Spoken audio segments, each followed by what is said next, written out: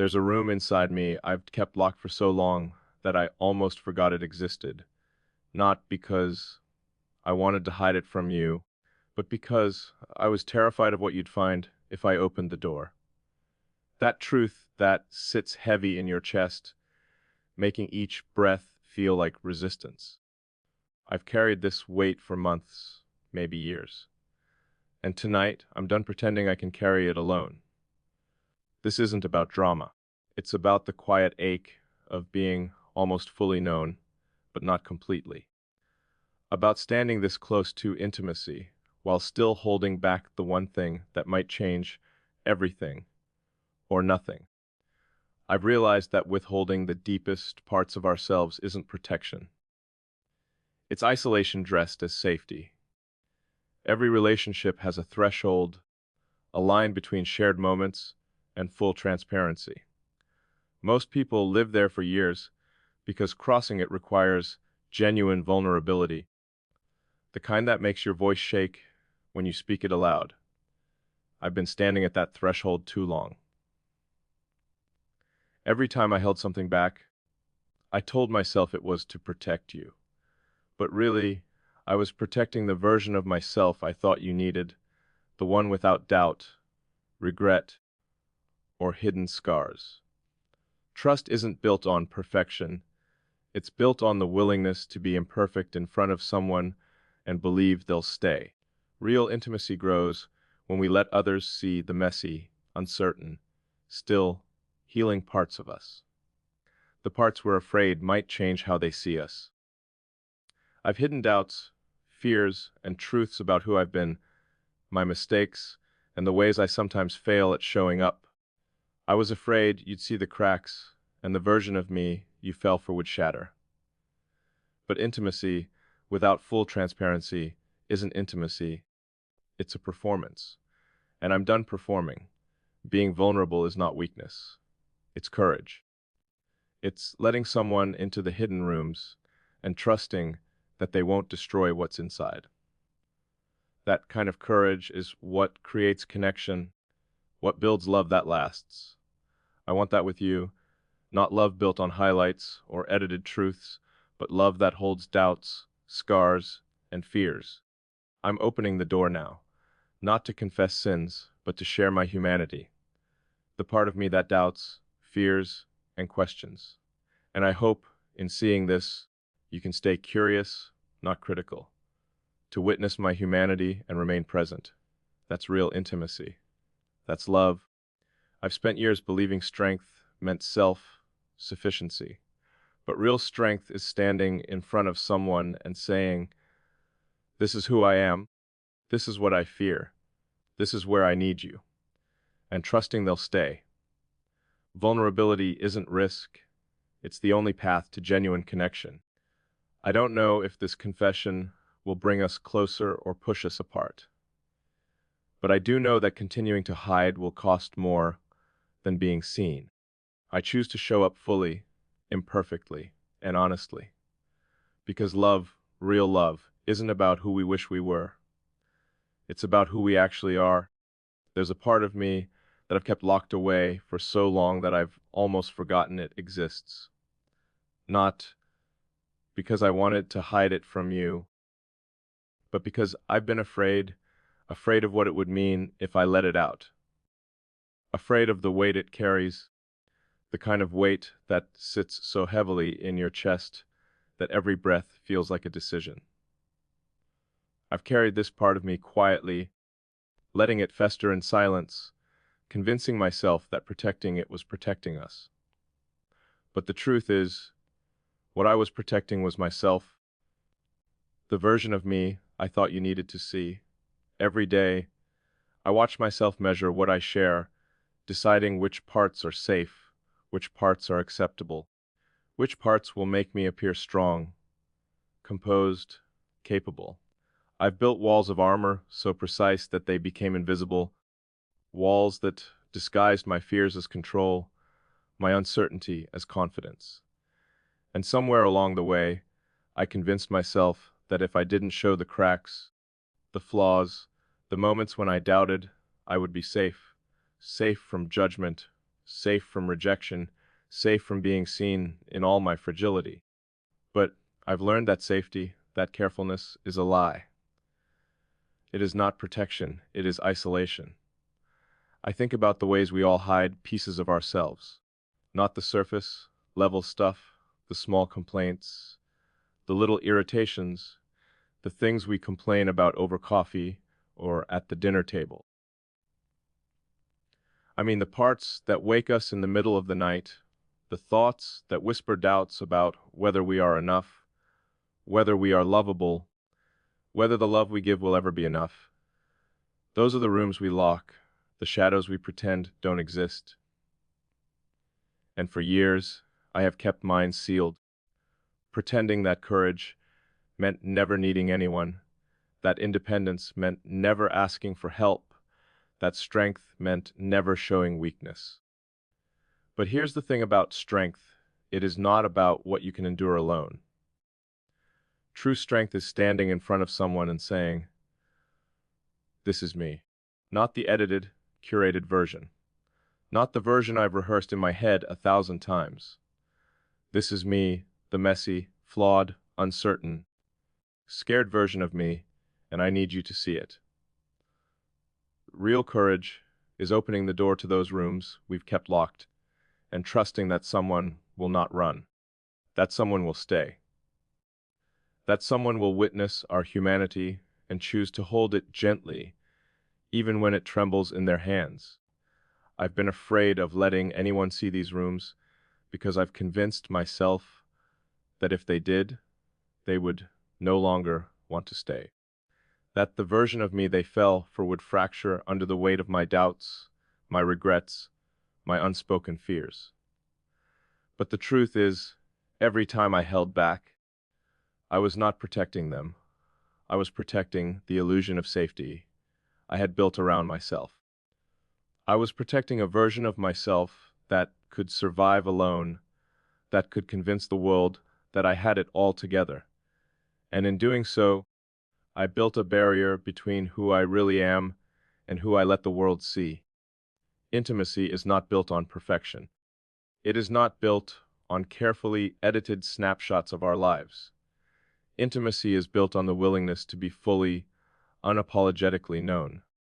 To let someone into the parts that scare us, the parts that feel too raw to expose, the moments when we doubt ourselves and question whether we are worthy of love. That is the threshold I have been standing at for so long. The edge of being seen, the precipice of letting someone in, the fear of falling into their judgment or walking away with their disappointment. And yet, I have realized that staying behind that threshold, no matter how safe it feels, is a different kind of danger. It is the danger of never truly connecting, of never experiencing what it means to be fully understood, fully loved, fully known. I think about the times I've pulled away when someone tried to get too close. I think about the jokes, the deflections, the silences, the ways I disguised my fear as humor or composure. I did not do this because I wanted to push people away.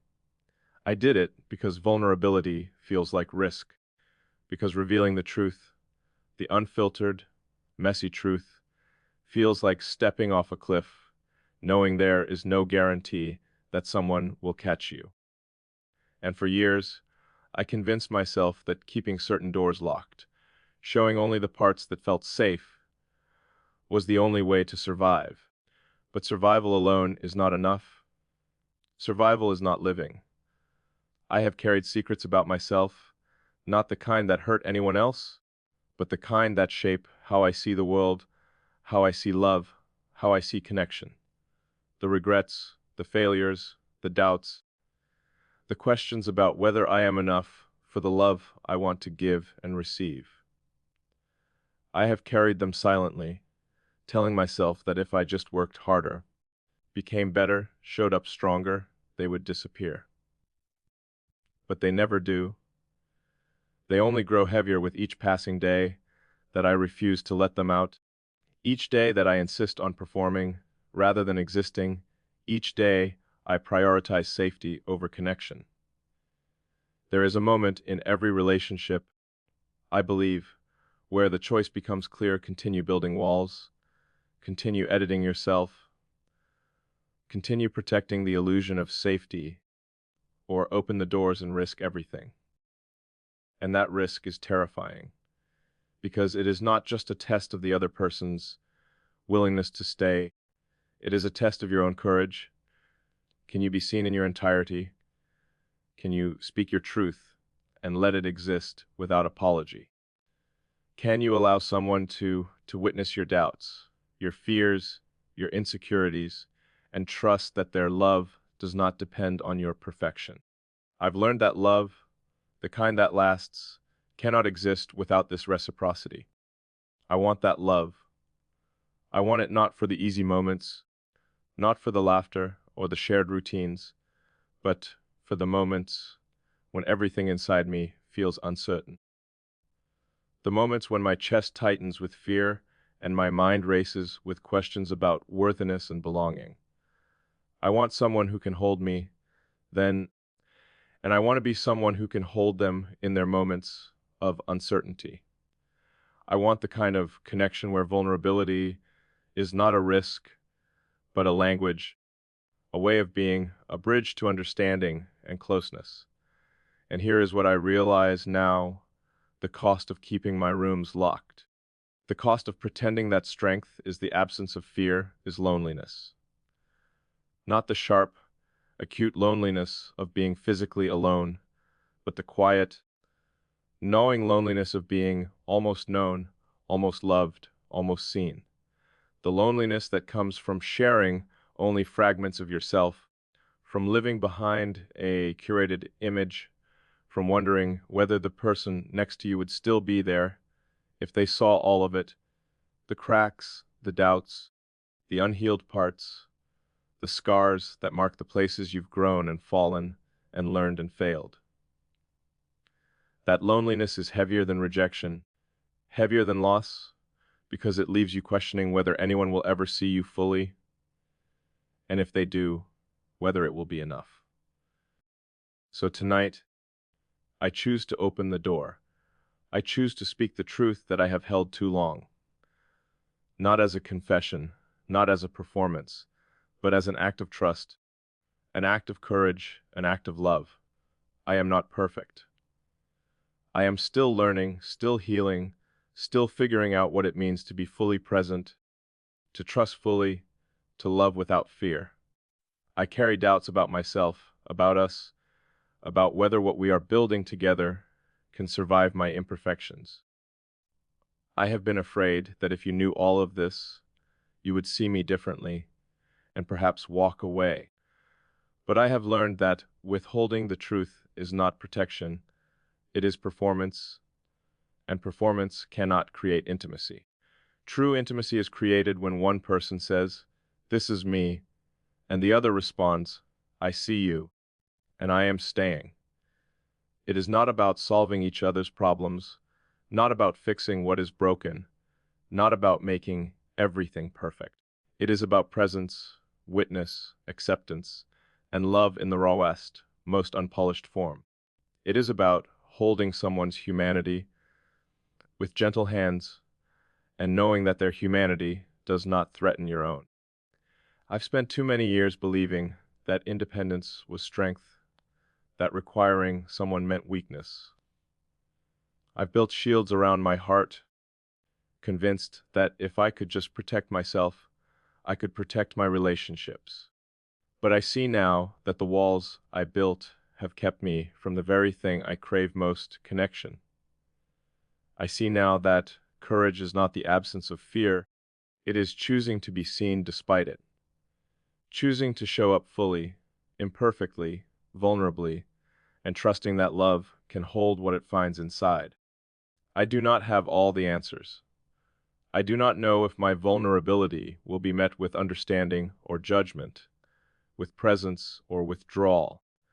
I do not know if opening these doors will deepen our connection or test its limits. But I do know that keeping them closed will not bring the intimacy I desire. Keeping them closed will only prolong the loneliness, the half-known, half-loved existence I have endured for far too long. And so, I open them. Inside these rooms are my regrets, my mistakes, my fears, my doubts, the parts of me I have tried to hide even from myself. And I invite you to see them, not to fix them, not to judge them, but to witness them, to be present with me, fully, in all my humanity, to see me as I am, not as I wish to appear, to choose connection, not convenience, love, not convenience, presence, not pretense. This is what I have been afraid to do for so long. This is what I am choosing to do now. And in choosing it, I am claiming a kind of freedom I have never known. Freedom from the performance, freedom from the fear, freedom from the burden of hiding. Freedom to exist as I am, to speak my truth, to be fully known. And in this freedom, I find a kind of courage that I did not know I possessed. The courage to risk rejection, because the reward is something greater than safety. It is intimacy. It is connection. It is love in its truest form. I do not know what comes next. I do not know how you will respond, or if you will stay, or if the doors I have opened will be received with care or fear. But I know that I cannot go back. I cannot unspeak these truths.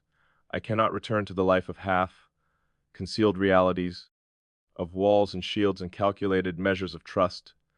I have chosen to be seen. I have chosen to risk. I have chosen love. And if you choose to stay with me in this openness, if you choose to walk with me through the rooms I have kept locked, then we may discover a love that is not easy, not convenient, not perfect, but real, unshakable, and transformative.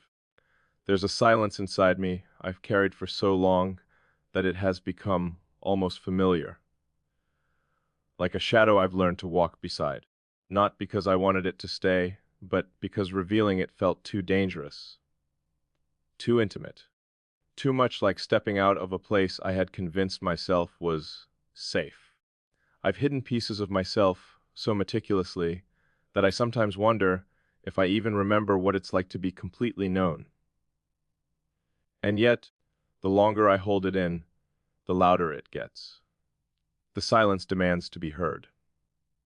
The parts of me I've locked away demand to breathe. I think about the moments when someone comes close, and I instinctively pull back, laugh off a truth, or redirect a question. It's not because I don't want closeness. It's because the kind of closeness I truly long for, the one where I am seen, truly seen, in all my complexity, terrifies me. There's a part of me that fears that exposure, that doubts will break what has been built. That if I let the doors open fully, someone will see the parts of me I'm ashamed of and turn away. And for years I've believed that keeping the doors closed, even just a crack, is protection. But I've learned that protection is not safety, it's distance. We live in a world that celebrates control, that praises composure, that equates strength with self-sufficiency. And so we edit ourselves, even in relationships, presenting only what feels acceptable. We measure our words, our emotions, our doubts. We think if we can manage the image of ourselves that others see, we can manage love. But love, real love, doesn't exist in edited versions of ourselves. It exists in the messy, unfiltered, human parts we try to hide. I've carried truths that I've never voiced. Truths about the moments I've felt inadequate, about the choices I regret, about the fears that whisper in the quiet of the night. I've carried doubts about whether I'm enough for the people I love, whether the love I give can ever be fully returned, whether the bonds I build are resilient enough to hold all of me. And carrying these things in silence has shaped how I move in the world. It has made me cautious, guarded, careful. But the more I guard, the more I isolate. The more I protect, the more I deny connection. Intimacy is not built on the easy parts of ourselves. It is built on what we hesitate to share, on the pieces of our story that are raw, complicated, and sometimes messy. It is built on letting someone step into the rooms we've kept locked, and trusting that their presence does not demand perfection, but acceptance. Every time I hold back, I remind myself that I'm keeping someone safe. But the truth is, I'm keeping myself safe from the fear of being fully seen, from the fear of being rejected, from the fear of being loved only for what is convenient or digestible. I want to unlearn that fear. I want to stop measuring my worth by what I think others can handle. I want to embrace the vulnerability that has always felt dangerous and recognize that it is, in fact, the only way to build a connection that lasts. I want to show up fully, not just in moments that are easy, but in moments that are difficult. I want someone to see my doubt, my uncertainty, my flaws, and choose to stay. And I want to choose the same for them. I've realized that trust is not about believing someone will never hurt us. That is naive. Real trust is believing that even when they see the parts of us we fear are unacceptable, they will stay, that they will meet our humanity with patience and compassion. And that requires courage, courage to be seen when it's uncomfortable, courage to speak truths that feel heavy, courage to let someone witness the messy, unpolished parts of our story. I have pulled back in the past because I was afraid of being misunderstood, afraid that if someone saw all of me, they would leave, afraid that the intimacy I craved could only exist if I kept parts of myself hidden. But that fear has only kept me from what I long for most, the kind of love that doesn't require pretense, the kind of connection that thrives on authenticity, the kind of intimacy that grows when we allow ourselves to be fully known, cracks and all. Every relationship has a threshold, a place where closeness feels safe, yet incomplete. Many of us linger there for years, afraid to step beyond it, afraid of being too much, too vulnerable, too human. But real connection demands that we cross it, that we stop pretending that our curated selves are enough, that we risk being imperfect, uncertain, fragile, and still loved. And I am learning that crossing that threshold is not reckless. It is courageous. It is transformative. There is freedom in vulnerability, a kind of liberation I have rarely allowed myself to experience. When we speak our truths, even the ones that feel shameful or heavy, we release the weight of isolation. We invite connection. We tell another person, this is me, fully. Not just my highlights, not just the parts that feel acceptable, but all of it. And when someone responds not with judgment, but with presence, understanding and care, that is love, that is intimacy, that is trust. I have been afraid to open these rooms because I feared exposure, but I see now that exposure is not weakness, it is courage. It is the only path to being known fully, deeply, authentically. I have carried doubts about my worthiness, about my ability to sustain love, about whether the person I give myself to can hold all of me. But I am learning that these doubts are not a barrier to connection, they are an invitation to practice trust, to practice presence, to practice love in its most honest form. I do not know what will happen when I fully reveal these truths. I do not know whether it will strengthen the bond, or challenge it, or transform it in ways I cannot yet see. But I do know that keeping these parts of myself hidden will not bring the intimacy I seek, that living behind a curated version of myself will only prolong the loneliness, the sense of being almost known, almost understood, almost loved. And I am done with almost. Tonight, I choose to open the doors I have kept closed. I choose to speak the truths I have hidden, not to confess sins, not to dramatize, but to create space for connection. I invite the person I love to witness me, all of me, and choose to stay. I invite them to see the flaws, the doubts, the scars, and accept them as I would accept theirs. This is not weakness. This is courage. This is trust. This is love.